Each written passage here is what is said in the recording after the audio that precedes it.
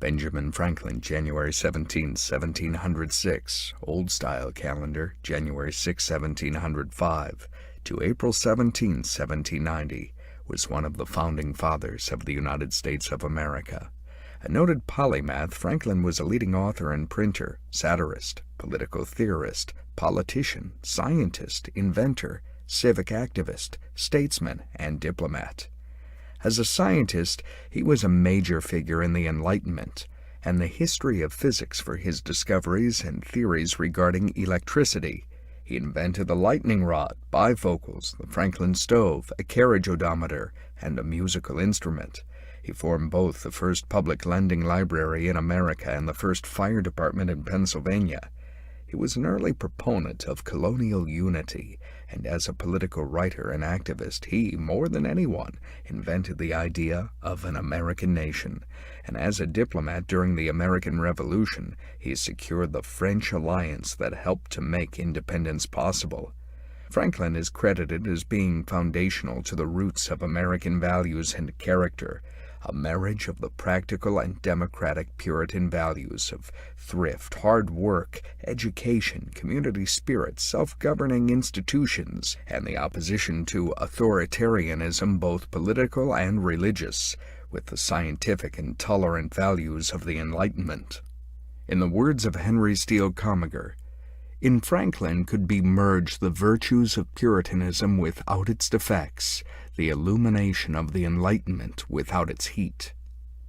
To Walter Isaacson, this makes Franklin the most accomplished American of his age and the most influential in inventing the type of society America would become.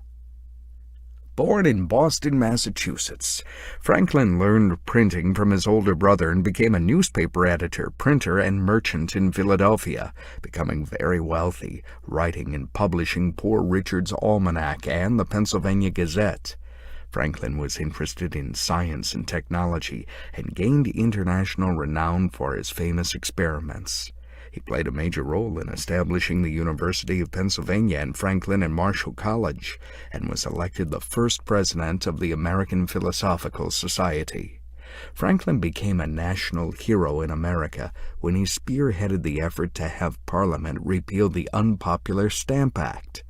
An accomplished diplomat, he was widely admired among the French as American minister to Paris, and was a major figure in the development of positive Franco-American relations. From 1775 to 1776, Franklin was Postmaster General under the Continental Congress, and from 1785 to 1788 was President of the Supreme Executive Council of Pennsylvania. Toward the end of his life, he became one of the most prominent abolitionists. Franklin's colorful life and legacy of scientific and political achievement, and status as one of America's most influential founding fathers, has seen Franklin honored on coinage and money, warships, the names of many towns, counties, educational institutions, namesakes, and companies, and more than 2 centuries after his death, countless cultural references. Ancestry. Franklin's father, Josiah Franklin, was born at Acton, Northamptonshire, England, on December 23, 1657, the son of Thomas Franklin, a blacksmith and farmer, and Jane White. His mother, Albia Folger, was born in Nantucket, Massachusetts, on August 15, 1667, to Peter Folger, a miller and schoolteacher, and his wife, Mary Morrill, a former indentured servant. A descendant of the Folgers, J.A. Folger founded Folger's Coffee in the 19th century. Josiah Franklin had 17 children by his 2 wives. His first wife was Anne Child, whom he married about 1677 in Acton and immigrated to Boston with in 1683. They had 3 children before immigrating and 4 after. After her death, Josiah was married to Albia Folger on July 9, 1689, in the Old South Meeting House by Sam Willard. Benjamin, their 8th child, was Josiah Franklin's 15th child and 10th and last son. Josiah Franklin converted to the Puritan Church in the 1670s. Puritanism was a Protestant movement in England to, quote, purify Anglicism from the elements of the Roman Catholic religion, which they considered superstitious. Three things were important to the Puritans: that each congregation would be self-governing, that ministers gave sermons instead of performing rituals such as the Mass, and individual Bible study so that each believer could develop a personal understanding and relationship with God. Puritanism appealed to smart middle-class people, such as Benjamin Franklin's father, who enjoyed the governance meetings, discussion, study, and personal independence. The roots of American democracy can be seen in these Puritan values of self-government, the importance of the individual, and rebellion against authority, which were passed on to Benjamin Franklin and other founding fathers such as John Adams. One of Josiah's core Puritan values was that personal worth is earned through hard work, which makes the industrious man the equal of kings, which Ben Franklin etched onto his father's tombstone.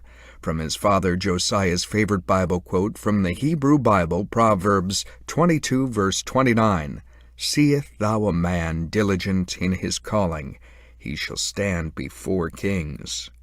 Hard work and equality were two Puritan values Ben Franklin preached throughout his life and spread widely through Poor Richard's Almanac and his autobiography. Ben Franklin's mother, a bifocal, was born into a Puritan family that was among the first pilgrims to flee Massachusetts for religious freedom when King Charles I of England began persecuting Protestants. They sailed for Boston in 1635. Her father was a sort of rebel destined to transform colonial America. As a clerk of the court, he was jailed for disobeying the local magistrate in defense of middle-class shopkeepers and artisans in conflict with wealthy landowners. Ben Franklin followed in his grandfather's footsteps in Ben's battles against the wealthy Penn family that owned the colony of Pennsylvania. Early life. Benjamin Franklin was born on Milk Street in Boston on January 17, 1706, and baptized at Old South Meeting House. His father, Josiah Franklin, was a tallow chandler, a maker of candles and soap, whose second wife, Abiah Folger, was Benjamin's mother. Josiah's marriages produced 17 children. Benjamin was the 15th child and youngest son. Josiah wanted Ben to attend school with the clergy, but only had enough money to send him to school for 2 years. He attended Boston Latin School but did not graduate. He continued his education through voracious reading. Although his parents talked of the church as a career for Franklin, his schooling ended when he was 10. He then worked for his father for a time, and at 12 he became an apprentice to his brother James, a printer. When Ben was 15, James created the New England Courant, the first truly independent newspaper in the colonies. When denied the option to write to the paper, Franklin invented the pseudonym of Mrs. Silence Dogood, who was ostensibly a middle-aged widow. The letters were published in the paper and became a subject of conversation around town. Neither James nor the Courant's readers were aware of the ruse, and James was unhappy with Ben when he discovered the popular correspondent was his younger brother. Franklin left his apprenticeship without permission and in doing so became a fugitive. At age 17, Franklin ran away to Philadelphia, Pennsylvania, seeking a new start in a new city. When he first arrived, he worked in several printer shops around town. However, he was not satisfied by the immediate prospects. After a few months while working in a printing house, Franklin was convinced by Pennsylvania Governor Sir William Keith to go to London, ostensibly to acquire the equipment necessary for establishing another newspaper in Philadelphia. Finding Keith's promises of backing a newspaper to be empty, Franklin worked as a compositor in a printer shop in what is now the Church of St. Bartholomew the Great in the Smithfield area of London. Following this, he returned to Philadelphia in 1726 with the help of a merchant named Thomas Denham, who gave Franklin a position as a clerk, shopkeeper, and bookkeeper in Denham's merchant business. In 1727, 21-year-old Benjamin Franklin created the Junto, a group of like-minded aspiring artisans and tradesmen who hoped to improve themselves while they improved their community. The Junto was a discussion group for issues of the day. It subsequently gave rise to many organizations in Philadelphia. Reading was a great pastime of the Junto, but books were rare and expensive. The members created a library and initially pooled their own books together. This did not work, however, and Franklin initiated the idea of a subscription library, where the members pooled their monetary resources to buy books. This idea was the birth of the Library Company, with the charter of the Library Company of Philadelphia created in 1731 by Franklin. Originally, the books were kept in the homes of the first librarians, but in 1739 the collection was moved to the second floor of the State House of Pennsylvania, now known as Independence Hall. In 1791, a new building was built specifically for the library. The Library Company flourished with no competition and gained many priceless collections from bibliophiles such as James Logan and his physician brother William. The Library Company is now a great scholarly and research library, with 500,000 rare books, pamphlets, and broadsides, more than 160,000 manuscripts, and 750,000 graphic items. Upon Denham's death, Franklin returned to his former trade. By 1730, Franklin had set up a printing house of his own and had contrived to become the publisher of a newspaper called the Pennsylvania Gazette. The Gazette gave Franklin a forum for agitation about a variety of local reforms and initiatives through printed essays and observations. Over time, his commentary, together with a great deal of savvy about cultivating a positive image of an industrious and intellectual young man, earned him a great deal of social respect. Though even after Franklin had achieved fame as a scientist and statesman, he habitually signed his letters with the unpretentious B. Franklin Printer. In 1731, Franklin was initiated into the local Freemason Lodge, becoming a Grand Master in 1734, indicating his rapid rise to prominence in Pennsylvania. That same year, he edited and published the first Masonic book in the Americas, a reprint of James Anderson's Constitutions of the Freemasons. Franklin remained a Freemason throughout the rest of his life. Deborah Reed. In 1724, while a boarder in the Reed home, Franklin had courted Deborah Reed before going to London at Governor Keith's request. At that time, Miss Reed's mother was wary of allowing her daughter to wed a 17-year-old who was on his way to London.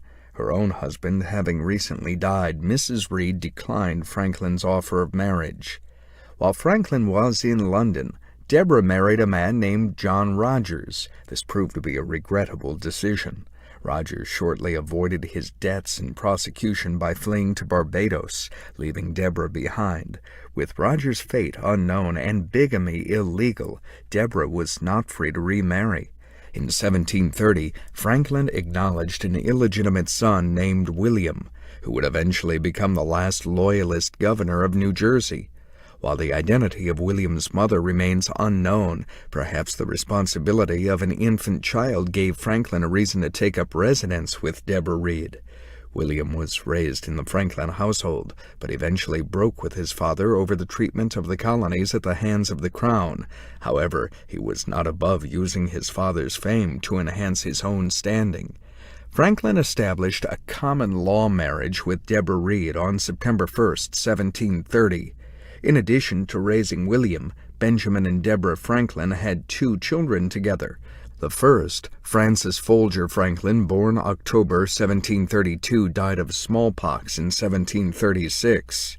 Sarah Franklin, nicknamed Sally, was born in 1743.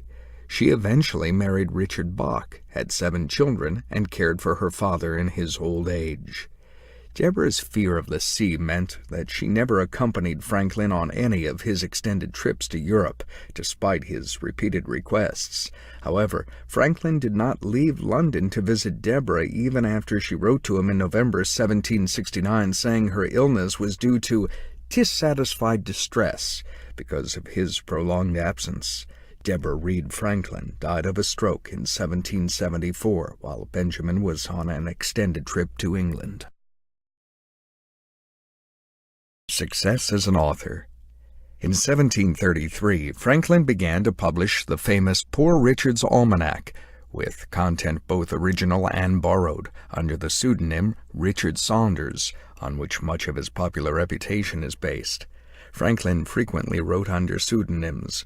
Although it was no secret that Franklin was the author, his Richard Saunders character repeatedly denied it.